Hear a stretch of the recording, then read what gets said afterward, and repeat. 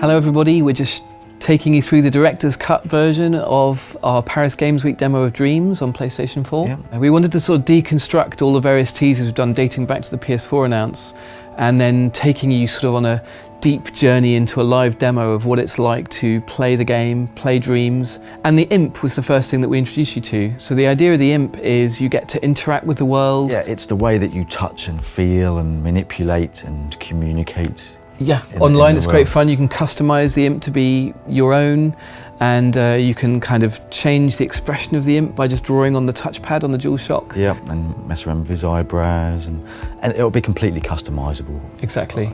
So you can make it your unique mascot, if you like. And the thing about Dreams that we showed in this demo is that there's many kinds of gameplay. So different dreams have different rules. So the author of a dream gets to set, or the dreamer of a dream. The dreamer of a dream gets to say what the rules are. And in this opening sequence, it's a very tactile feeling thing. You get to basically move things around using the imp. Yeah. And what we're sneakily doing is introducing you to that's how you create things as well, isn't it? I mean, yeah, exactly.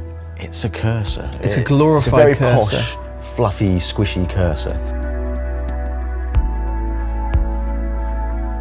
In this level, the rules are wide open, and there's this little character here called Frances. We can possess her, and Mark can then directly control her, both using the left stick to make her walk around, but also just by moving and emoting and... Exactly, so you can be much more kind of expressive, and you know, you can kind of sneak and sort of peek around corners, and you can really kind of perform. And then of course the other side of this level is that it's not very large to begin with, and so what the dreamer of this dream has done is that they've created collectible items, in particular a woodshed and a tree, that allow you to extend the level.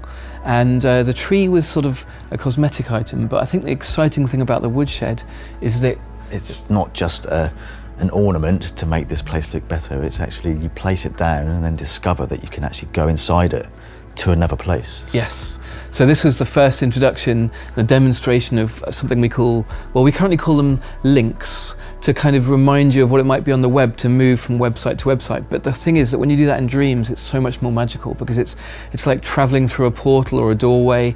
And I love the idea that people explore Dreams by looking out for things like windows, doors, wells, clearings in forests, you know, all sorts of different ways that you might travel from one dream to another dream. Yeah, exactly. And just like in real dreaming, you know. And that level link can be randomized, so you can say, take me to any level or dream, tag jungle, made by my friends or made by my friends of friends. So you can choose how selective or randomized the link is. Yeah, exactly. This level is a much more traditional kind of puzzle platformer type of level, and what Mark had to do as he possessed this character Frances and ran around as this little Frances character was, he was trying to find a way to get up to the cool flying books, and the only way he could do it was through a secret door with a sort of combination lock. So that's a very sort of simple example of using the imp and the sort of tactile interactions in the world that are, you know, very intuitive and physical. All of the sort of logic and construction of the rules of how the door opens, it's really easy to do. So it can go from just as simple as searching for door with secret lock. Yeah, you can find one that someone's already made for you, basically. Exactly. The wonderful thing about Dreams is you can collage the work of others. So if you don't feel up to building some fancy logic, you can do it by just using someone else's stuff.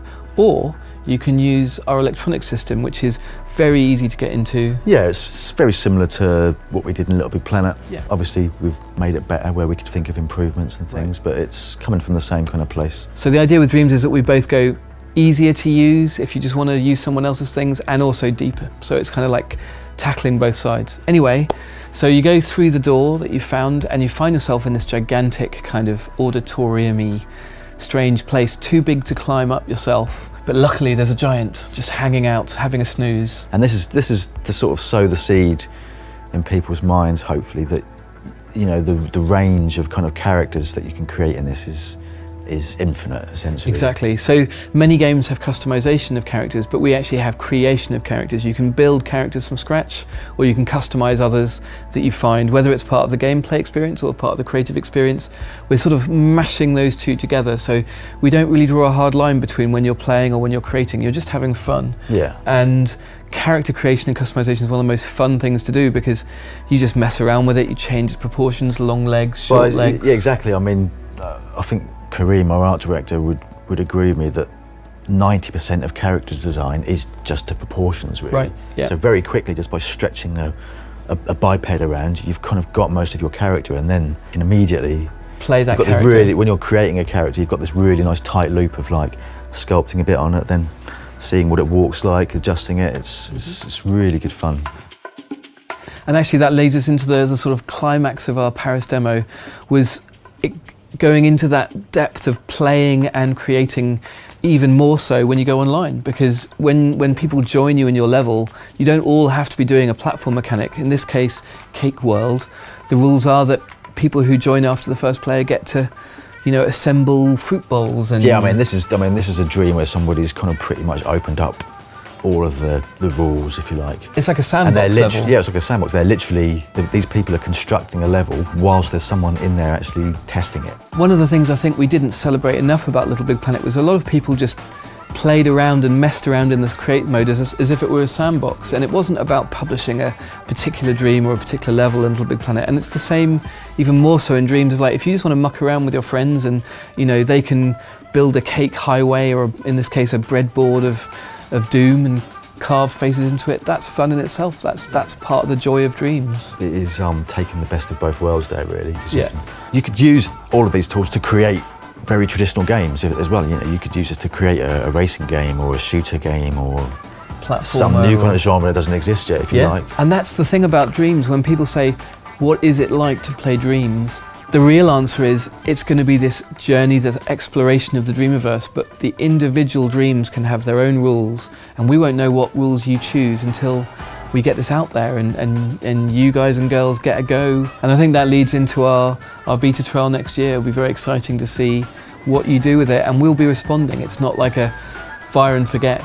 That's the beginning of dreams for real. We know that we're going to seed the community with some brilliant Media Molecule made assets, levels, games, stories, but really the exciting thing is to find out what the community builds. Yeah, that's going to be the lifeblood of it all, I think. Yeah, totally. Can't wait to see it. PS4 for the players.